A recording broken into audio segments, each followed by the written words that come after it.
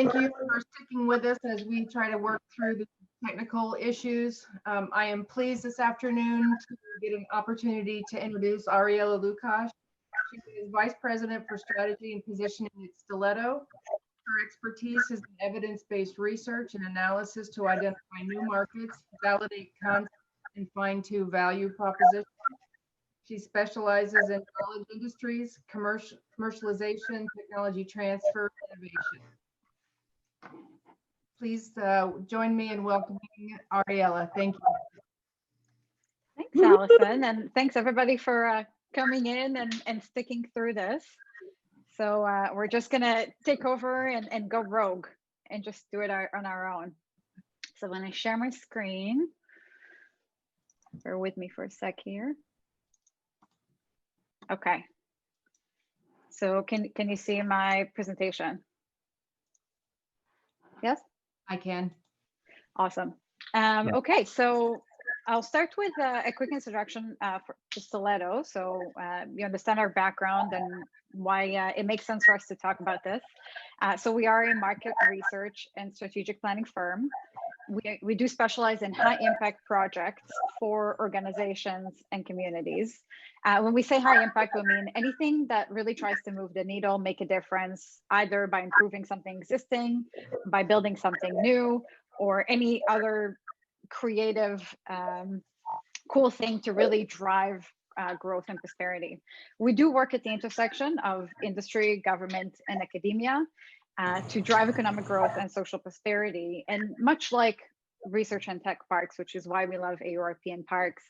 And we do help organizations and communities become more focused, resilient, and competitive. We do work from coast to coast in Canada and the US primarily, as well as in Europe. That's just a little bit of our stats.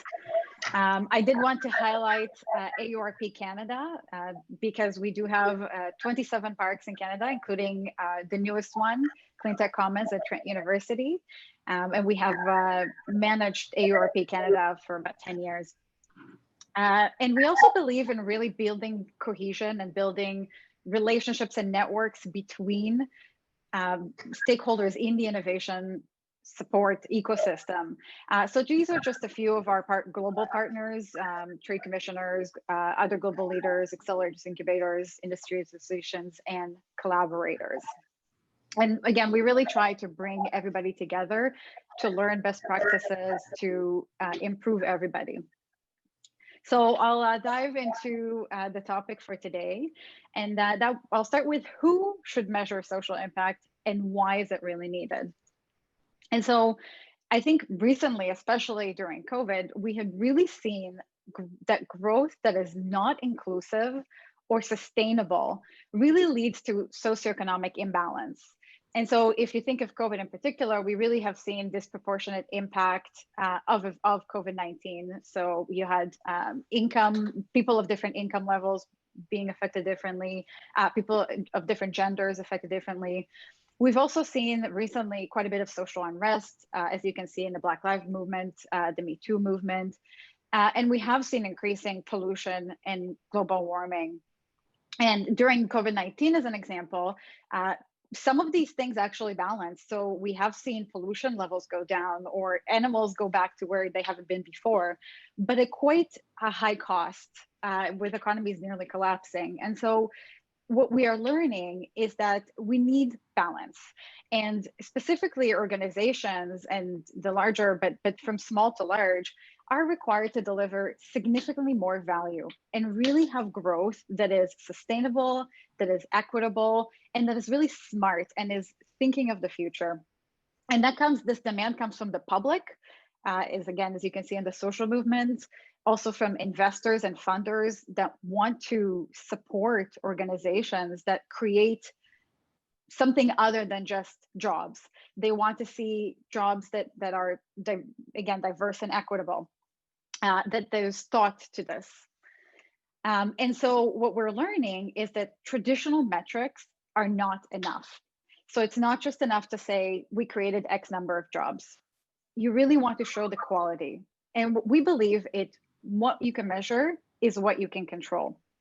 And so organizations really need to understand the short term, but also medium and long term impacts of their activities. And we say medium and long because social and environmental impacts are usually felt at a longer time scale, but but start quite quickly as well. So from short to long. And this is really needed from the design phase of an initiative, of a park, of a particular program, all the way through daily ongoing operations. And so you need the insight and you need to really think all the way through and constantly adjust, constantly measure and adjust. And so I hope that from this introduction, you can see that the WHO is really any type of organization.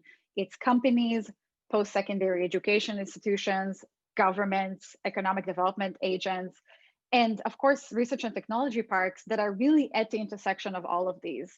And it can really help with buy-in, all the way from public again to funders, in market appeal and unique value proposition to really stand out from the pack, excess funding, and just ongoing success. And so what do we mean when we talk about economic and social impact? So I think everybody is familiar with economic impact, but I'll give a quick reminder that is really measured using traditional indicators. So GDP, number of jobs, wages and salaries, government tax revenue, those are the traditional indicators. And impact can be direct, indirect, and induced. R&T parks create economic activities in many ways, and really we look at two kind of buckets.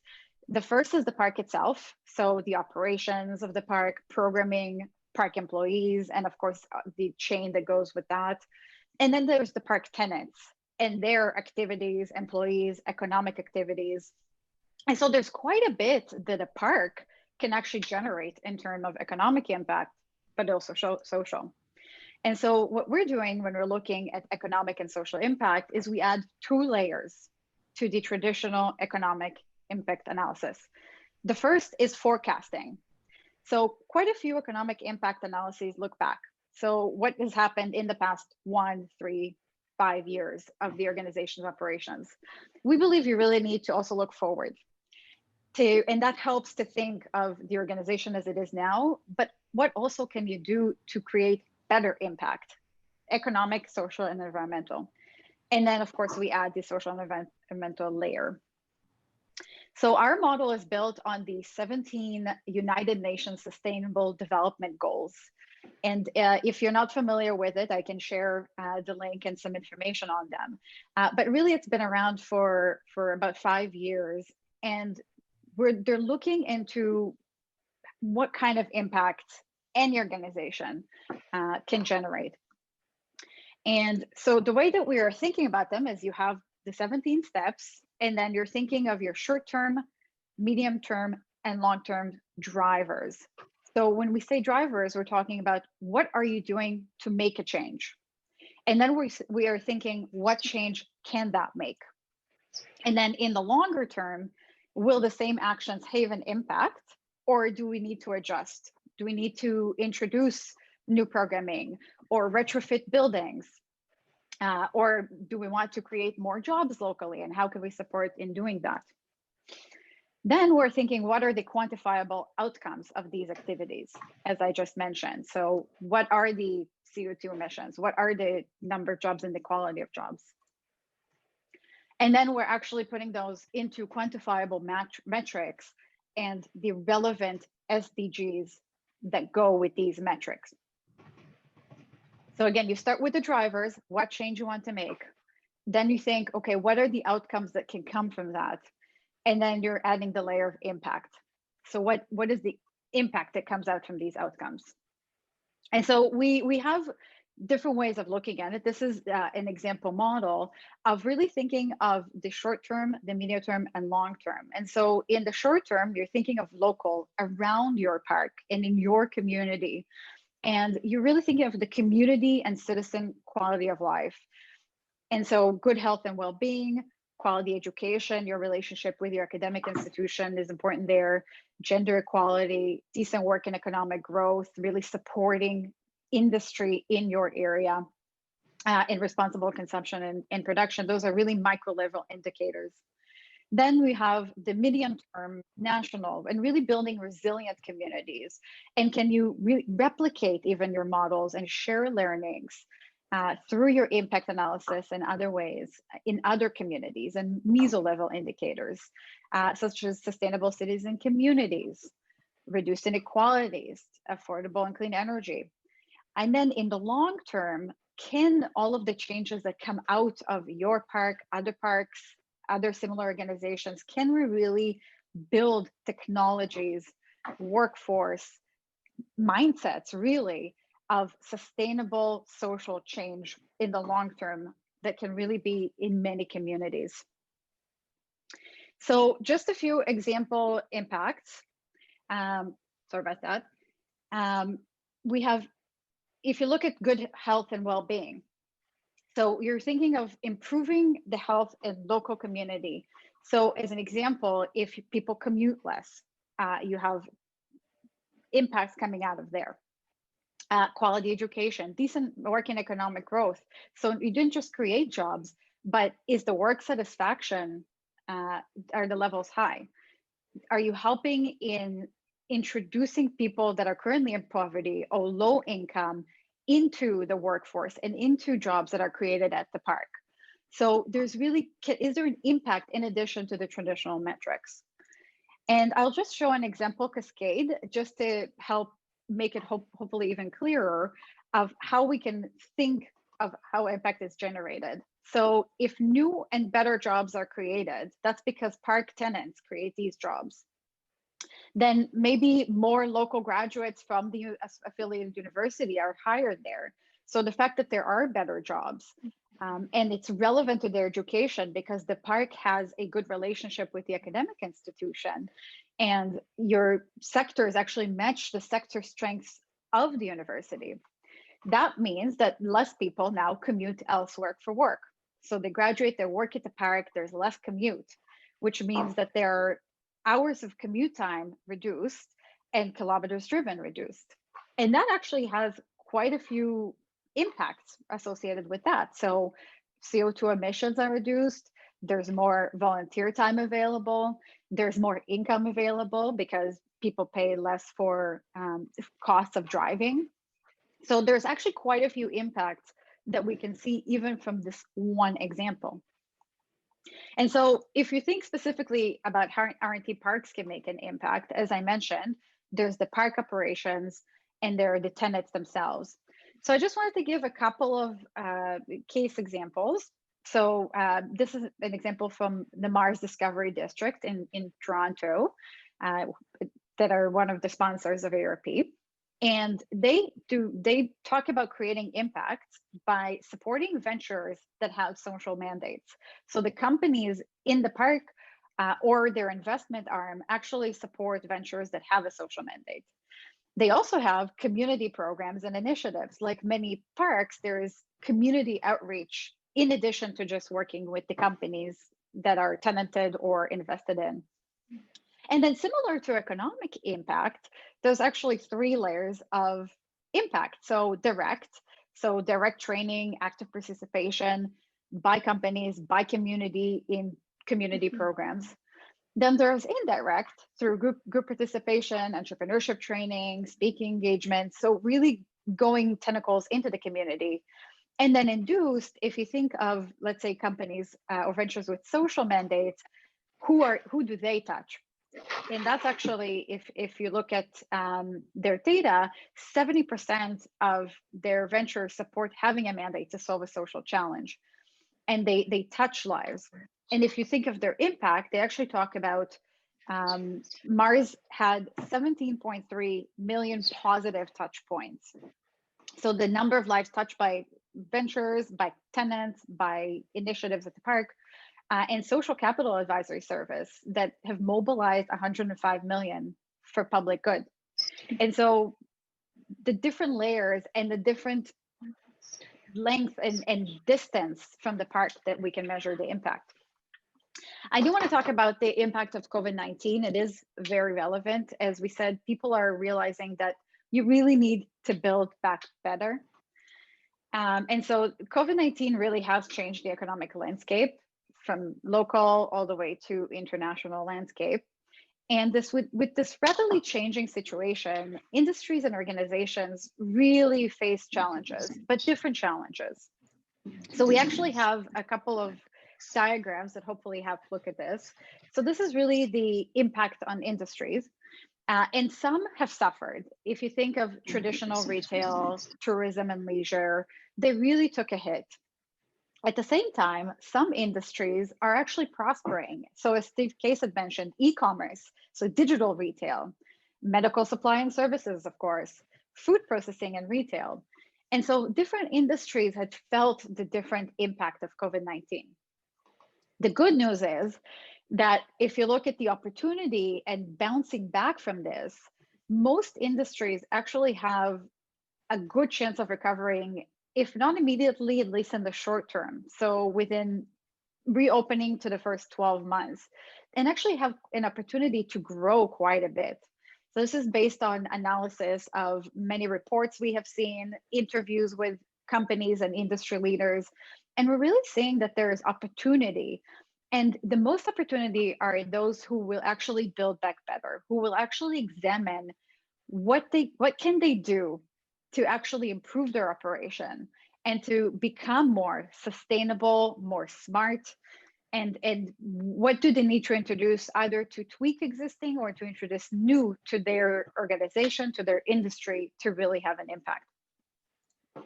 And so what we're seeing is, particularly for vulnerable groups, so if it's displaced middle-aged worker, international student, indigenous people, and other underrepresented groups, they have seen the most impact during COVID. And we can help, if you think of social impact assessment as an example of how can you adjust your operations to not just grow, but to grow in an equitable and sustainable and inclusive way to actually help from the most vulnerable communities all the way to the largest, most successful organization, but really build a sustainable organization that has an impact. So what we do is we actually identify your top sustainable development goals, SDGs, typically about 4 to 6. And we say 4 to 6 is because part of the way of creating a powerful impact is focusing. And so what it is that you do the best, that you can really stand out in, that we can quantify your outcomes and impacts in. We collect data points to build the economic and social impact model. And our social impact model draws a lot from the economic impact and from numbers. It's really quantifiable and anchored in your numbers. And this is both from your organization and your institution and in secondary research, like the North American industry codes, the NAICS codes. We then build the social and economic impact model to fit your strength and your data. We assist in identifying and sourcing funding envelopes for infrastructure and programming for your park and institution to really support that change and that impact that you want to generate. We integrate the social and economic modeling into short-term and long-term strategic planning, because again, what you measure is what you can control. Then we establish a benchmark and conduct systematic updates, much like regular or traditional economic impact, to really see how you're progressing and to really fine-tune your activities, initiatives, programming, infrastructure, and then identify, design, research, and build the programming and other initiatives that are needed to drive the change that you want to make. So that's all I have for the presentation today. And I'm happy to take questions, and hopefully everybody could hear and see properly. Thank you, Ariella. We do have a couple of questions in already. So we are in the middle of the COVID-19 global pandemic. Has measurement of social impact changed during this period? I would say yes. So a couple of things that I had mentioned, of course, first of all, more people are looking for the social impact. And so there is more demand. I would also say that there's a fine tuning in what people are looking for. So the fact that there is virtual experiences and how reach of an organization, even beyond just the local community, how that can create an impact. How much an organization has removed barriers to entrepreneurship, to SMEs, and really being laser focused in their priority sectors. We see, and especially it's either side of the spectrum. If the industries are struggling, how can they help to sort of bring them back to normal? If you think of the impact, but even the industries that are growing, how can you catalyze and make sure that they have everything that they need to really drive the economy and social prosperity, healthcare forward as much as possible? So I would say yes. So the geographical reach, removing barriers to organizations on both sides of the spectrum and every size. And really our governments, funders are looking for the industries that are either most impacted or can really prospering and can drive it. So I would say those would be some of the things that we really saw got fine-tuned during COVID in terms of measurement. Fantastic. So all of us, all of our research parks are undergoing tremendous change at this point. What do you think is going to stick kind of post-COVID? That's a great question. So while I'm not a futurist, I do think that what we actually just talked about. So the fact that people are focusing more is going to stay. People are going to realize that you can't be everything for everybody, but really, where can you leverage your strengths the most?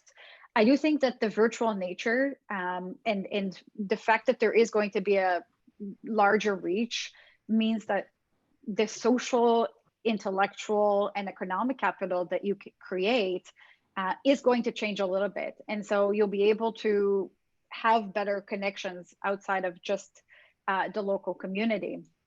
So I would say those probably are the things that are going to stick the longest. And again, especially the thinking about the inclusive, diverse, and sustainable way of reopening is going to translate, I think, into ongoing operations over time as well. Okay. So, so where does the data come from that you need for your impact analysis? So as I mentioned, if you remember, the parks generate impact from the operations of the park themselves and from the tenants and companies and other ventures that are involved. And so the park itself would have their own metrics. So your employees, your operations, your capital. So that would come from the park itself. The company tenants and other ventures that are involved, you would need the data from them. The good news is that we haven't seen resistance so far, mostly I think because people understand that this is for their benefit. So you're really working with what they want to look at and what would benefit them, either directly by measuring these things or because you will be able to access more funding, more support, and more resources for them based on that. And so we are being careful, of course, in when you look at tenants to think about privacy, deaggregation, or aggregation, so you don't have individual folks. We're also sensitive in how we ask questions. So again, if we ask, let's say, about gender, or how do you identify yourself in terms of socio, ethno, economic backgrounds, it's really to help to become more inclusive and more sustainable. And so the data comes from the tenants and from the parks themselves. And then, as I mentioned, we do our own secondary research. So we work with statistics databases, with the NAICS codes, with NOC, the National Occupation Codes, or SOC actually in the States. And so there's the secondary research and the park and the tenant data. Do we have any questions from our participants?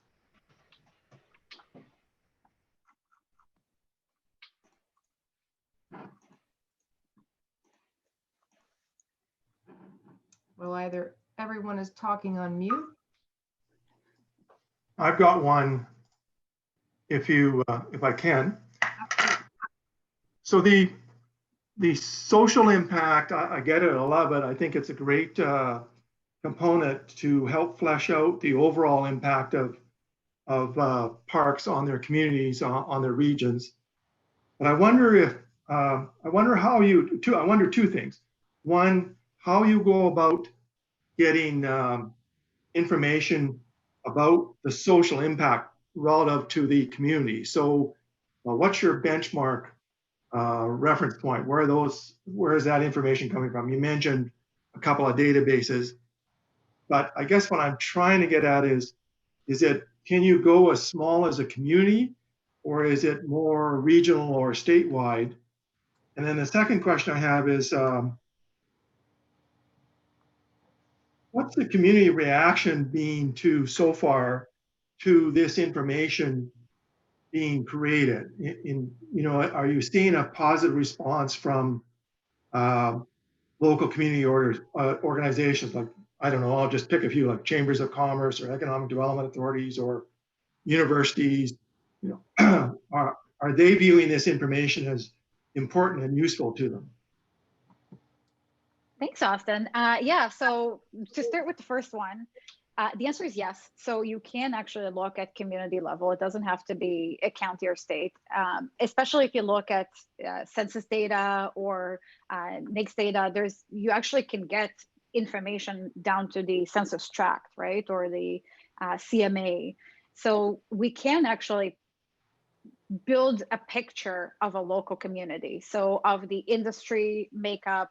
And we actually do this not just through the statistics, but also our secondary research. So some of the time we would do, let's say, an asset mapping exercise where we actually identify assets in the community. So what other support organizations are there, like incubators and accelerators? What is the strength of the university, of the academic institution that you are affiliated with? So we can actually build a very clear picture of the local community that the park is in. But it's not necessarily the only lens that you want to look at. So while we can build the picture of the local community, we can actually, of course, look bigger and compare how is that community doing compared, let's say, to the state. And so we can be as granular as a census tract all the way to a state level, and really think of what is the impact that the park is making and how can we assess that. And some of it would come from the priority SDGs and from the data from the park itself. And it would depend on what the activities and what the infrastructure is. So that's to answer your first question. To answer the second question, we do see quite a bit of excitement and interest in the outcomes of the exercises we have done to date of social, environmental impact, and additional economic impact.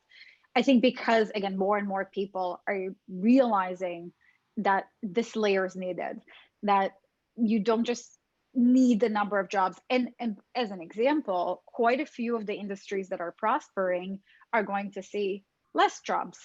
So I know it's not a very sexy topic to talk about, but the truth is some industries are undergoing automation and less jobs. And so what is the impact of that? How can you sort of reskill and retrain communities or populations that are impacted by that? But also, what is the impact of the fact that you have higher quality jobs that are higher paid, that really match the needs of the industry in the area, that really match the strengths of your university? And so we are seeing that people are understanding the value of the extra, this additional layer that we're talking about here. I hope that answers. It did. Thank you.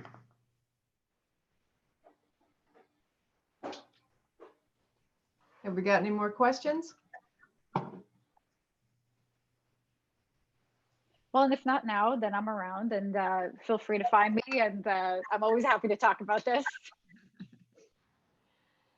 Thank you very much, everyone, for joining us this afternoon, and we appreciate you sticking with us through the technical challenges. I hope you have a great AURP experience, and we look forward to seeing you in other sessions. Thank you, everyone. Thanks, Allison. You're a wonderful moderator. Have a good day. Bye, everyone.